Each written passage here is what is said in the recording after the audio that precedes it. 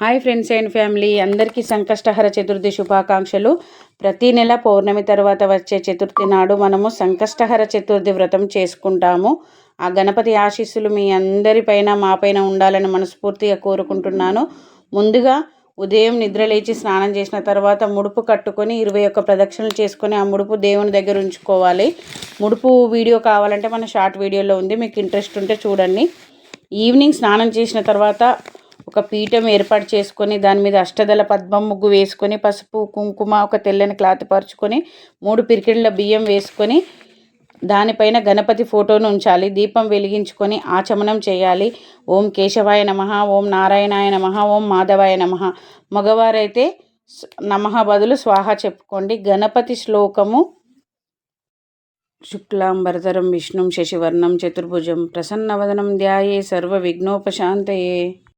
పసుపు గణపతిని క్లుప్తంగా ఒకసారి పూజ చేసుకోవాలి. కుంకుమ, గంధం, పువ్వులు, అక్షంతలు, నైవేద్యం మనం గణపతి పూజ క్లుప్తంగా చేసుకొని కలశ ఆరాధన చేసుకోవాలి. దీపం, ధూపం, నైవేద్యం, గణపతికి కర్పూర హారతి, పసుపు గణపతికి కర్పూర హారతినిచ్చుకొని ఈ పూజలో ఎటువంటి విఘ్నాలు లేకుండా పూజ మంచిగా రావాలని మనస్ఫూర్తిగా కోరుకుంటూ మనం పసుపు గణపతిని పూజించుకోవాలి. సంకష్టహర చతుర్థి వ్రతానికి 21 మోదకాలు ఖచ్చితంగా చేసుకోవాలి. ఈ పూజలో 21 మోదకాలు స్పెషల్. ఇప్పుడు మనము అభిషేకం చేసుకుందాం.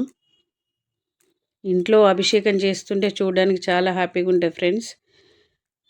చూస్తూ ఉంటే మొదటగా పాలతోటి, తర్వాత ఆవు పాలు, ఆవు పెరుగు, ఆవు తేనె, నెయ్యి, చక్కెర. ఆవు పెరుగు ముందు రోజు ఆవు పాలు తీసుకొచ్చి తోడు పెట్టుకుంటేనే ఆవు పెరుగు మనకు దొరుకుతుంది, లేదంటే ఆవు పెరుగు మార్కెట్లో దొరకడం కష్టమే. అభిషేకం చేస్తూ మంత్రాలు బుక్లో కానీ ఫోన్లో కానీ చూసుకుంటూ చదువుకోవాలి. అభిషేకం అయిన తర్వాత గణపతికి శుద్ధోదక స్నానం చేపియాలి.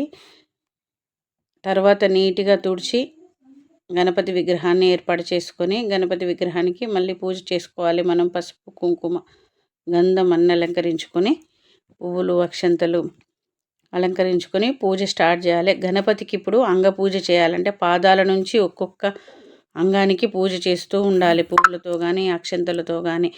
ఓం గణేశాయ నమః పాదౌ పూజయామి, ఏకదంతాయ నమః జానుని పూజయామి.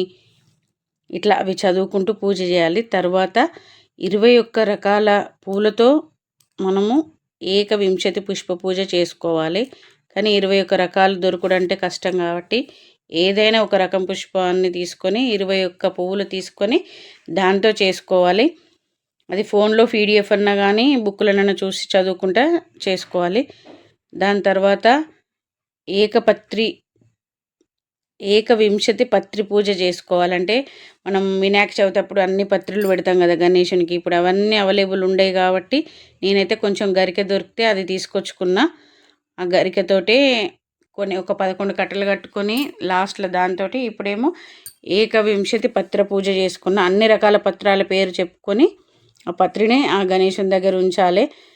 ఒక గరికనే అన్ని రకాలు అనుకొని ఉంచాలి, ఎందుకంటే మనకు అవైలబుల్ అన్నీ లేవు కాబట్టి. తర్వాత వినాయకుని అష్టోత్తరం చేసుకోవాలి. తర్వాత ఇందులో సంకష్టహర చతుర్థి వ్రతం కదా, ఇందులో సంకట గణేశ నాశన స్తోత్రం చదువుకోవాలి. అలాగే గౌరీదేవిని కూడా తయారు చేసుకోవాలి, పసుపు గౌరీదేవిని. తర్వాత గౌరీదేవికి పూజ చేసుకోవాలి.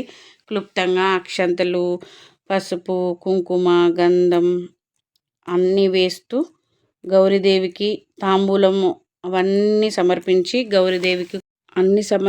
గౌరీదేవిని కూడా ఒకసారి క్లుప్తంగా పూజ చేసుకోవాలి. ధూపము, దీపము, నైవేద్యము ఒకసారి గౌరీదేవికి ధూపం చూపించి దీపం చూపించి క్లుప్తంగా పూజ చేసుకోవాలి. తర్వాత లాస్ట్ నైవేద్యాలు మనం చేసుకున్న 21 మోదకాలు, పరమాన్నం, పొద్దున కట్టిన ముడుపులో నుంచి తీసిన బియ్యం ముడుపులో నుంచి తీసుకున్న బియ్యంతో పరమాన్నం తయారు చేసుకొని 21 మోదకాలు, పరమాన్నం, కొబ్బరికాయ, పండ్లు నైవేద్యంగా పెట్టుకోవాలి. మళ్ళీ ఒకసారి సంకష్టహర గణపతికి ధూపం, కర్పూర నీరాజనం, మంత్రపుష్పం సమర్పిస్తే ఇక్కడితోటి పూజ పూర్తవుతుంది. గణేశునిది సంకష్టహర చతుర్థి వ్రతం పూర్తవుతుంది. ఇది వ్రతం కాబట్టి ఇందులో వ్రతకథలు చదువుకోవాలి. నేనైతే వ్రతకథలు ఇందులో చదివి వినిపించడం లేదు, ఎందుకంటే వీడియో ఇప్పటికే లెంత్ ఎక్కువైంది.